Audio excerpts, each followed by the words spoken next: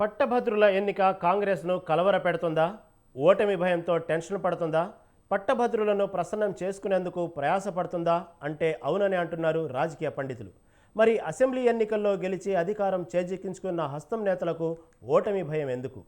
కాంగ్రెస్లో కలవరానికి కారణమేంటి? Let's watch story.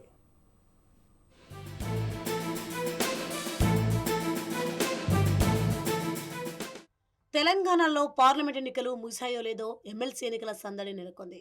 Assembly, Lok Sabha ఎన్నికల మాదిరే ట్రయాంగిల్ వార్ నడుస్తోంది.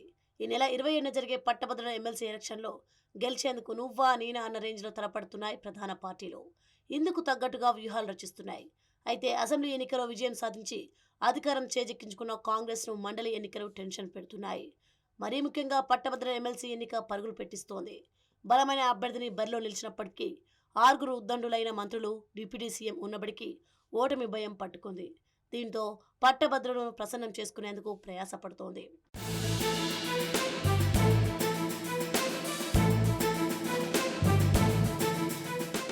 ఈ నెల 27న నల్గొండ, వరంగల్, ఖమ్మం పట్టభద్రుల కోటాలో ఎమ్మెల్సీ ఉప ఎన్నిక జరగనుంది.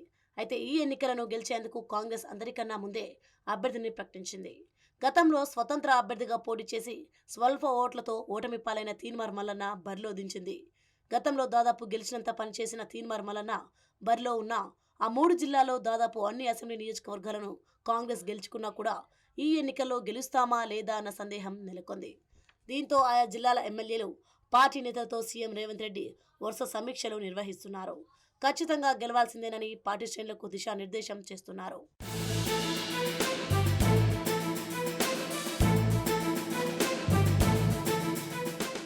ఖమ్మం, వరంగల్, నల్గొండ పరిధిలో మొత్తం 34 అసెంబ్లీ స్థానాలుంటే 32 స్థానాల్లో అధికార కాంగ్రెస్ పార్టీ ఎమ్మెల్యేలే ఉన్నారు.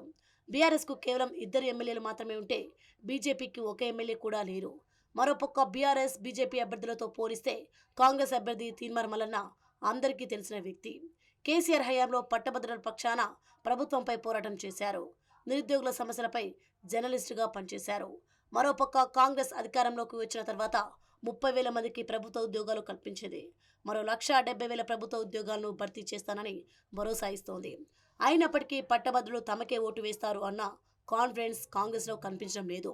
ఇందుకు కారణం ఎమ్మెల్సీ ఎన్నికలో బీఆర్ఎస్, బీజేపీలు పరస్పరం అవగాహనతో పనిచేస్తున్నాయని హస్తం పార్టీ అనుమానిస్తోంది. బీఆర్ఎస్ రెండో ప్రాధాన్యత ఓటు బీజేపీ అభ్యర్థికి, బీజేపీ రెండో ప్రాధాన్యత ఓటు బీఆర్ఎస్ అభ్యర్థికి పడే అవకాశాలు ఉన్నాయని కాంగ్రెస్ భావిస్తోంది. దీంతో రెండో ప్రాధాన్యత ఓటుతో బీఆర్ఎస్ లేదా బీజేపీ అభ్యర్థి గెలిచే అవకాశాలున్నాయని అనుమానిస్తోంది. అందుకే గతంలో ఎన్నడూ లేని విధంగా ఒక ఎమ్మెల్సీ ఎన్నికను కాంగ్రెస్ చాలా సీరియస్గా పరిగణిస్తోంది.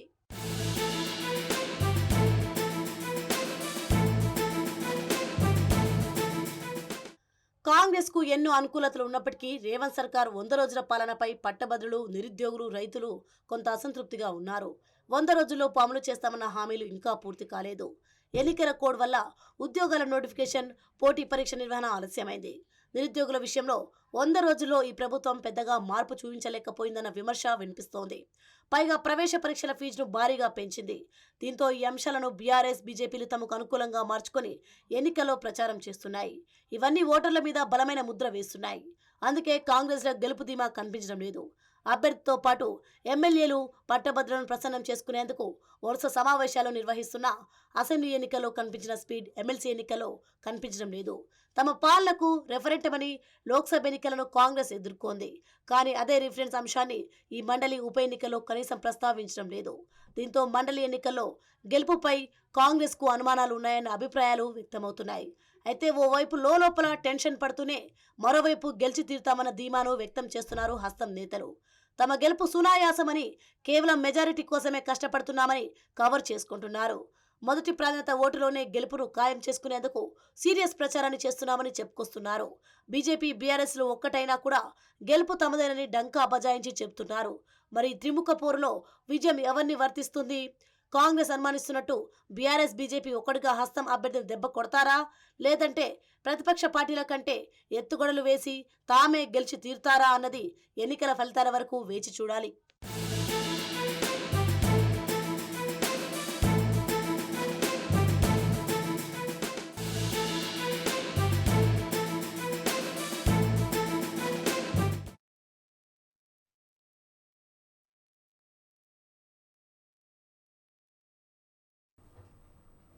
తెలంగాణ రాష్ట్ర అవతరణ వేడుకల నిర్వహణకు కేంద్ర ఎన్నికల సంఘం అనుమతినిచ్చింది. జూన్ 2న సికింద్రాబాద్ పరేడ్ గ్రౌండ్లో రాష్ట్ర అవతరణ వేడుకలు నిర్వహించాలని ప్రభుత్వం నిర్ణయించింది. అదే రోజు గన్ పార్క్లోని అమరవీరుల స్తూపం వద్ద సీఎం రేవంత్ రెడ్డి నివాళులర్పించనున్నారు. ఈసీ నుంచి అనుమతి లభించిన నేపథ్యంలో వేడుకలకు సంబంధించిన ఏర్పాట్లు చేయాలని రాష్ట్ర ప్రభుత్వ ప్రధాన కార్యదర్శి శాంతికుమారి వివిధ శాఖల అధికారులను ఆదేశించారు.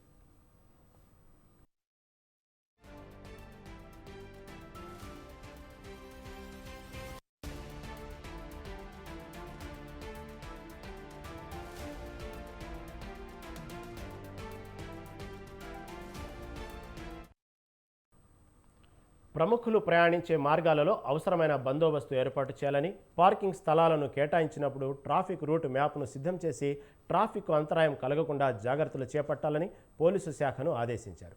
పండుగ వాతావరణాన్ని తలపించేలా కళాకారులతో ప్రదర్శనలు ఏర్పాటు చేయాలని సాంస్కృతిక శాఖను ప్రభుత్వ ప్రధాన కార్యదర్శి ఆదేశించారు. నిరంతరాయంగా 3 ఫేజ్ విద్యుత్ సరఫరా చేయాలని విద్యుత్ శాఖకు సూచించారు. అన్ని శాఖలు సమన్వయంతో పనిచేసి కార్యక్రమాన్ని ఘనంగా నిర్వహించాలని సూచించారు.